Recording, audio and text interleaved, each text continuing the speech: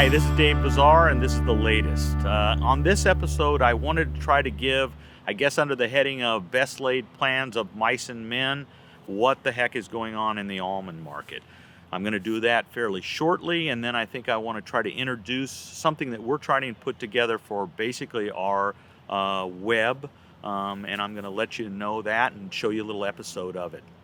So let's jump right to the market, okay? The market has been slipping. Down it goes, right?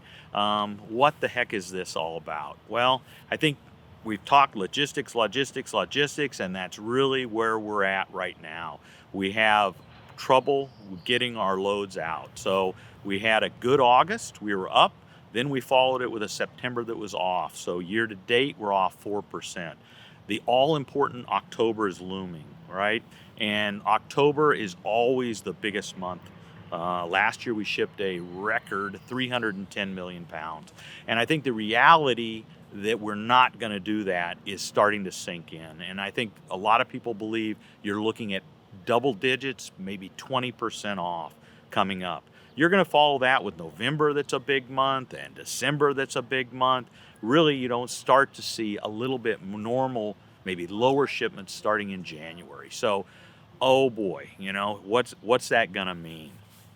I think before we get too carried away with that, you need to say we live and die with these 1 month deals. I get that. But really, it's about the whole year. Very often, and I think you could just look as far back as last year, the second half of the year will carry you.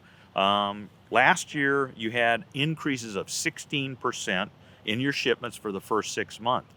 The following 6 months was up 29%. So it's not all made just in the first few months of the year, but it does take some iron will to hold on and wait and see. So that's affecting the market right now. The idea we want to flip bins, get cash flow, move, that means we pressure trying to sell in early months, November, December. Can I shove some more in October? The buyers want the opposite. Give me January onward. So there is interest, there is a battle. The market has come off 40 cents from, say, the end of September highs. We're hoping that it'll hold steady. The crop size is still somewhat in debate. I think we've shifted a little bit more to the 2.9 number rather than 2.8. So that's working a little bit against us too. So anyway, there's you are on your market update.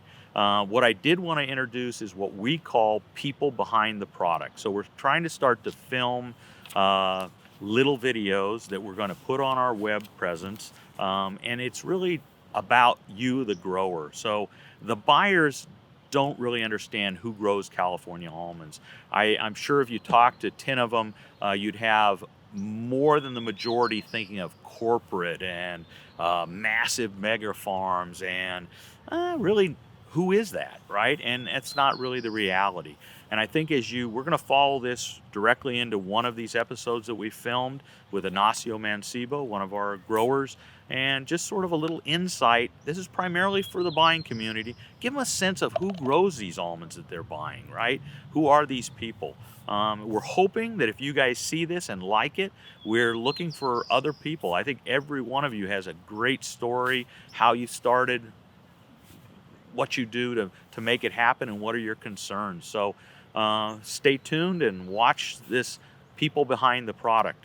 This has been Dave Bazaar. Sit back and watch.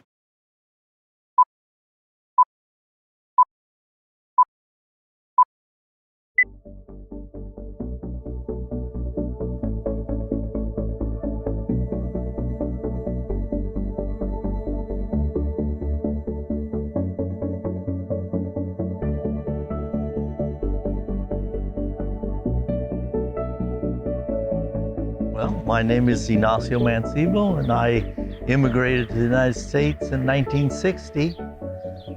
Went to school here, grew up around Tulare, then moved to Manteca, and got inducted into the armed forces. I had a low number, sent me on a little graduation trip.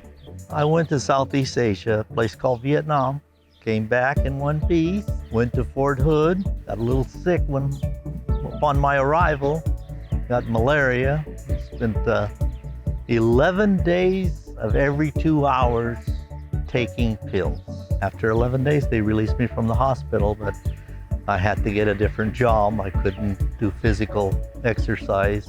My spleen was still showing on my side. I was 23 years old, went back to the university, finished my degree in '78, and moved to this farm. As a Cal vet, I was able to get a loan. Help of my parents, I was able to get a down payment, and that's my first 80 acres was this piece right here. There was still cotton stalks on this field and nothing on the south side. Worked it up, put some winter forage the first year, and after a couple of years of row cropping, this didn't think I could make it go, so we started planting almonds. First planting was February of 1982, planted 10 acres. That's all I could afford. My son was born on the 11th, and on the 16th we're planting trees. So yeah, that just stayed. I raised my family on that small house there, and with the almonds, and planted another 10 after 2 years, and then it took me 10 years. I planted 37 acres. In '96, I completed the 80-acre block. Almost all of the ranch, there's only 18 acres left, and it'll all be replanted. My son works with me, and we both live off of the almond crop. I had to supplement the farm income with outside work. I do bookkeeping. I do have my Class A license to drive a truck. I've had that since '74, and so I've always had to have an extra job. The almonds just weren't enough to support, especially when you're doing it all with your own funds. It's really tough. The wood came about because I started taking out my old acreage, and it was we had to remove the wood, so why not make it into where you can make firewood, cut it 16-inch so that you could split it. It can be used for, a lot of it's going to LA, San Diego, San Francisco. They use it in pizza ovens. I have clients that I've had for 20 years. Price is a major concern since the levels have gone down to near break even, and then inflation has taken it. Fuel is up, metal is up. We're having to deal with water issues. We might get 3 weeks of water this year. Well, it's not enough to sustain a crop. This year it's going to be the primary source of water for the trees. Price today, the last I heard, was $1.60 to the grower. We've seen this before, but it's been a while since we've had prices below what it costs us to produce. That's a major concern. It's a challenge from pollination all the way to harvesting the crop. It's a constant challenge. Water, insects, fungicides have to be applied. There's all kinds of things to do. And so it is a challenge, but it's rewarding if you can make a living. Buy more nuts. We need more sales. I have a 11-year-old grandkid that said that that's what he wants to be. He told me in front of about 100 other grandparents in the school that that's what he wanted to be, an almond farmer, just like Grandpa. So hopefully he can. That's my hope.